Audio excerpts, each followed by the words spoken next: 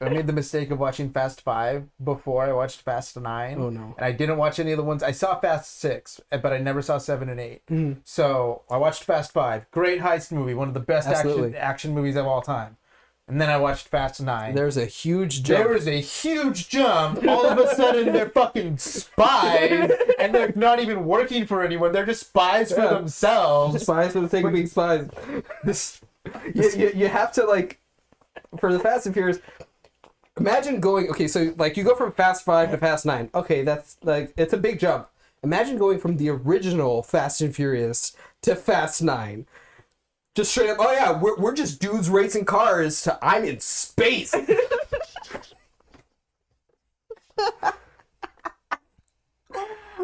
There is no consistency in that, like, but strangely enough, if you are watching it movie after movie, like in the order that it's supposed to, it somehow makes sense. Builds the way it's supposed to.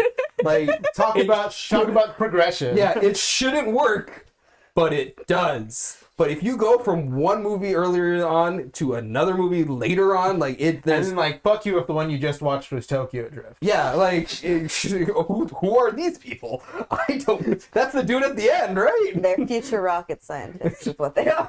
This guy's just a guy. Apparently, they're like current rocket scientists.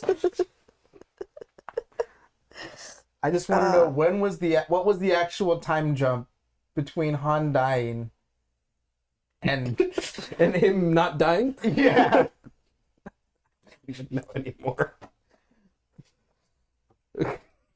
So while we're in the realm of all of this, I want to talk about something which I think is irrational protagonist. Oh no. Because I've realized that heroes in movies don't make good choices. They don't. Particularly Dominic Toretto in the Fast and the Furious movies. I dare you to watch any of them and tell me he makes one good choice. One reasonable choice. One reasonable, thought out choice. Never happens. When he stomped the yard. Literally. And I believe it was Fast 8. Fast 7? I don't know. The one where he topples a whole... The street wins. That's one thing about a street fight. The street always wins. I haven't seen them, but I know what happened. No, but okay, if it wasn't for protagonists making terrible choices, you wouldn't have like a film. Like you truly wouldn't have like you can even go back to like Star Wars is probably like, I was going to say the original Star Wars, like with Luke, is like one of the more like textbook hero's journey. Like, but Han Solo makes a lot of unreasonable calls. Well, that's because that's his thing. He's fast and loose with the rules, like Dom Toretto. I live my life a quarter mile at a time. Clearly, that's what he lives his life a parsec at a time. So that's what we're missing from Fast 10, Harrison Ford. They went to space, so why not bring in Harrison Ford, go hog. Have you heard what Vin Diesel wanted to do with Fast 10? I just want them to... Transformers. I want Transformers to cross over. I want Bumblebee to go find Dominic Toretto.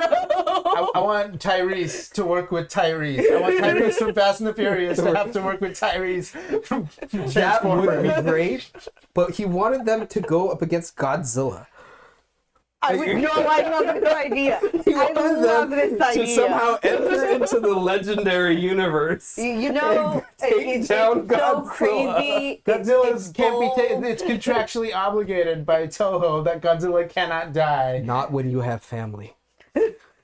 So by the end of it, Godzilla's by the end of it, it's Son of Godzilla. By the end of it, Minilla comes out and they're fighting a new monster. Exactly. Like they're about to kill Godzilla and then the egg hatches and he just powers up. It's like, I have family now. And then they're like, Godzilla has family now. Now he's one of us. Someone get him a Corona. Oh, man. I like how we've actually reached the point where everyone's like, you know what? Let the Fast and the Furious movies just go wild, man. Just let him do whatever. Let him do whatever. I want to.